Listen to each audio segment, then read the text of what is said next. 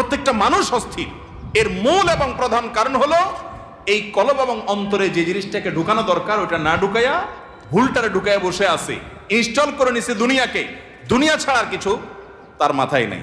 একজন যুবক তিনি কোনো মেয়ের সাথে অবৈধ সম্পর্কে জড়িয়েছেন, হারাম সম্পর্কে জড়িয়েছেন, সেটা একটা বিষয়, কিন্তু সেই মেয়ে তার সাথে ধরুন মানে কথা রাখে নাই, সে আরেকজনের সাথে ভেগে গেছে বা অন্য কোথাও তার বিয়ে হয়েছে। এখন সে ডিপ্রেশনে ভোগে। কেন ডিপ্রেশনে ভোগে? যে ওই পছন্দের মানুষটাকে সে পায় নাই।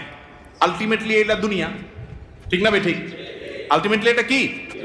তার অন্তরে যদি আল্লাহকে স্থান দিত, আল্লাহকে যদি সবচেয়ে বেশি ভালোবাসতো, আল্লাযীনা আমানু আশাদ্দু হুব্বাল, তার অন্তরে যদি আল্লাহর সাথে মহব্বত সবচেয়ে বেশি থাকতো, আল্লাহর সন্তুষ্টিটাকে সবকিছুর উপর যদি প্রায়োরিটি দিত, তাহলে এরকম কেউ তার জীবন থেকে চলে গেছে, কেউ আসছে, কোনো দোস্ত নারাজ হয়ে গেছে, কিছু টাকা লস হয়ে গেছে, একটা ব্যবসা ছুটে গেছে।